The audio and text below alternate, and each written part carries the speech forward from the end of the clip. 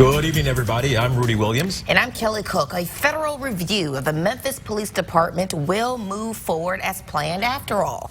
This morning, the Department of Justice announced it halted its review of the program, saying the city had not signed the paperwork. But by mid-afternoon, everything was back on track. So what happened? Local 24 I-Team senior investigator Jenny DiPrizio is live in Northeast Memphis this afternoon. So, Jenny, I understand today's announcement from the feds was a surprise to Memphis city leaders. Well, let me tell you, not only was the Memphis Police Department surprised to learn about this, so was the mayor's office and city council members. Everyone I talked to said they had no idea that the Department of Justice was going to announce they were going to pull the plug.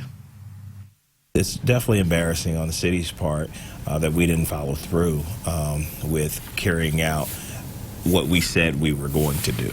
Memphis City Councilman Berlin Boyd is talking about the latest public relations disaster at City Hall.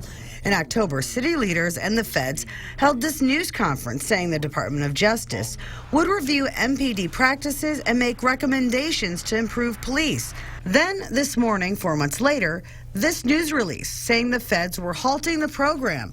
The city hadn't signed the official agreement to move forward with the reform program. Later in the day, the city sent out this release saying the mayor did sign the paperwork today and the deal was moving forward. Then the Department of Justice sent out a similar release reversing its earlier announcement. I found out earlier that from the DOJ, this is the first time that this has ever happened to them because they've requested the documentation several times and it was not submitted to them. A spokesperson for the mayor's office says lawyers for both sides had been negotiating the agreement, but one community organizer says the deal should have been a done deal. We have a case where, because the paperwork wasn't completed in a timely manner, if this was the priority to the administration that the administration leadership claimed it was, that would have been done.